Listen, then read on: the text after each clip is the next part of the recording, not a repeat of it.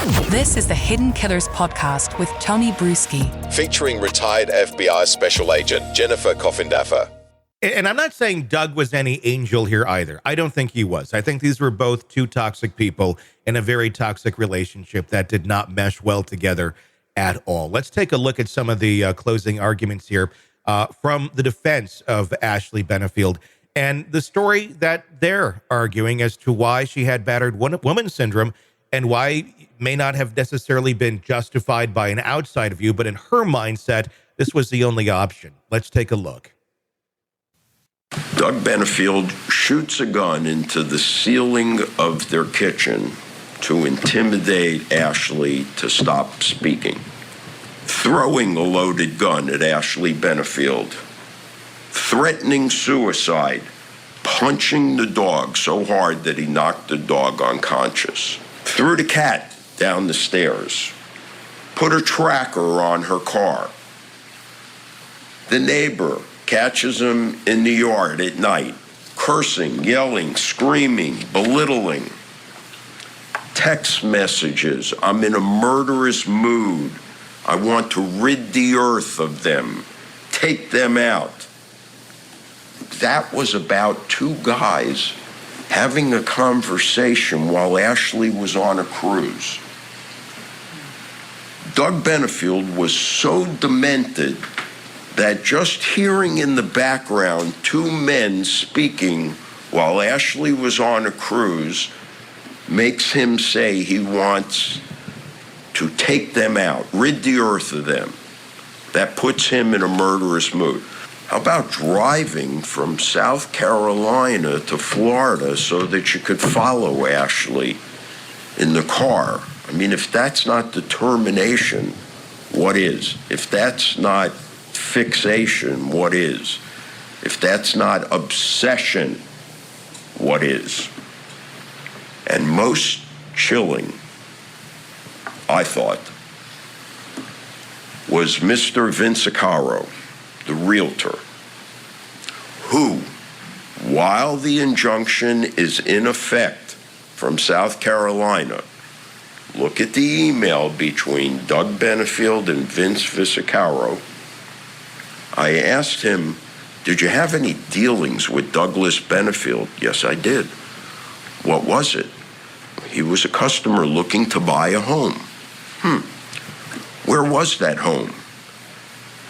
It was the house immediately behind Ashley Benefield's house. This is sick, ladies and gentlemen. Now, again, I don't think Doug was a great guy. I think Doug had a lot of issues, a lot of jealousy issues, a lot of anger and rage issues. I think there's plenty of evidence for that, especially the email or text that she found from the ex-wife talking about him kicking her on the honeymoon when he basically couldn't get it up and had to use Viagra and took it out on her. I believe there's probably verbal abuse, but she flat out said, Ashley said, there was never any physical abuse whatsoever. Not to say that there couldn't have been mental or emotional by any means. But and some of those things were in that he was listing were really just he said, she said. There wasn't a lot of evidence behind everything that was listed. A couple things did, but not all of it. Is this an issue? And some of it was it Ashley thinking that he was more so like stalking her or going or trying to be down there with her, making it about herself, when he was really just trying to be close so he could have a relationship with his daughter, which she was preventing, which no court ever said you can't have a relationship with a daughter. She was willingly and manipulating to keep him away. I mean, this could have been a dad that just wanted to be near his kid.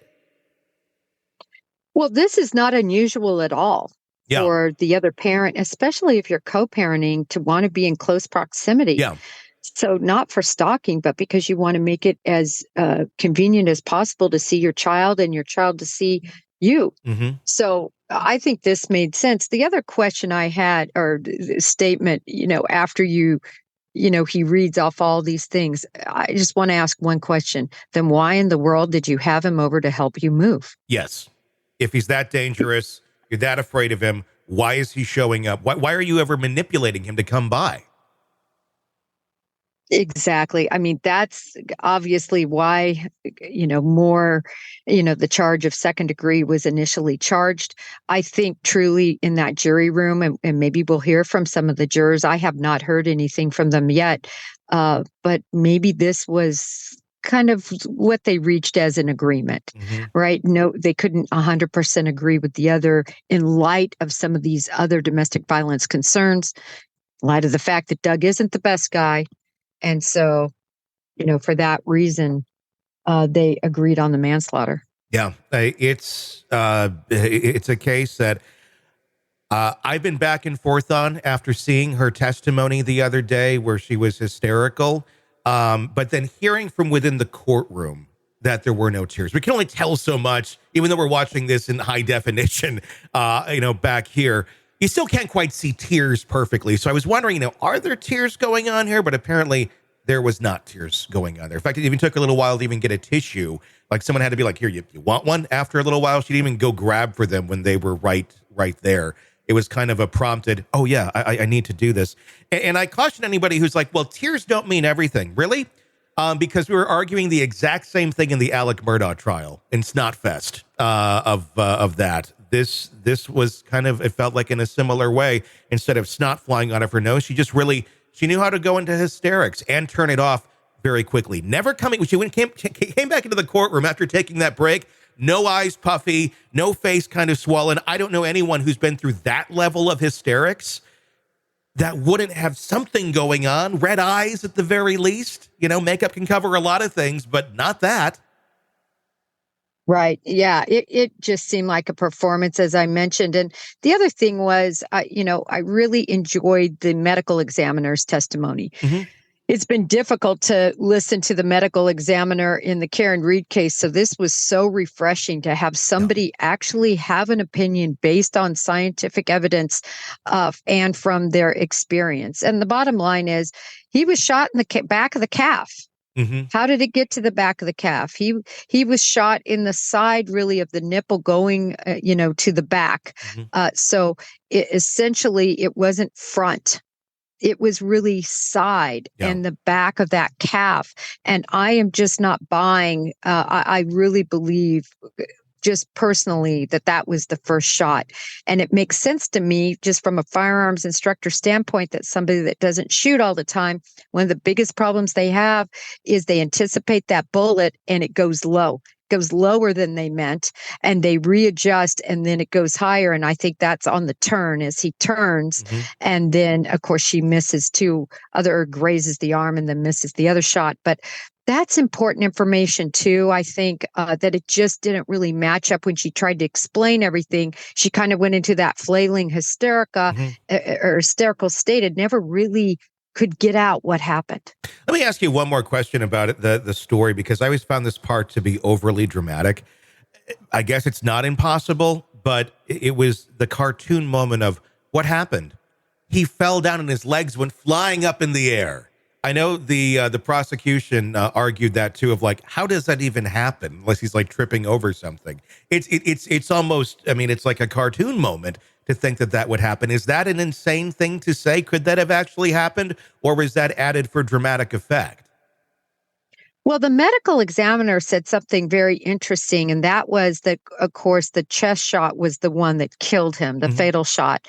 But he could not testify as to how quick it was. In other words, was it just instantaneous, almost, that he fell and then, ended up dying? How long it took, I shouldn't say to die, but to incapacitate, where he couldn't further move. So if you keep that in mind, I think it could make sense. And then also we know he had a very serious injury to the head, right? Which the ME said likely where he struck something on the back of his head. So I can sort of see on that side shot him falling back, striking his head. And because of that, the feet sort of being lifted. I don't think it was to the cartoon fashion that, it was sort of painted, but I can see the legs sort of lifting up as he was whiplashed back as he fell. Well, it's fascinating. The jury came back. I got to say on this one, I think it was pretty I think it was a good decision. I think it was one of those, almost like we were thinking with Karen Reed too, where there's a level here where I do understand, because I do think there's something going on. My conjecture is that she has a personality disorder of some sort, combined with some abuse that she's dealing with. But at the same point, you combine all that together, you can create very poor judgment. I'm not saying that she couldn't have truly felt like she was in the level of danger that she was in, but I think she was trying to walk her way out of it too much for something that really didn't need to happen. And there was a lot of manipulation prior to the actual shooting itself. So I'm going to say bravo to the jury on this verdict. What's your thought on how it came back in? I agree. I think this was appropriate. I don't think they were able to truly prove second degree beyond a reasonable doubt, but clearly the manslaughter just jumped off the page of guilt in that regard, I believe. But to say it was to a greater degree, I just don't think, because of there was some abuse, I think, that existed here. Yeah. And in her mind, how are we to say that 100% she didn't feel threatened?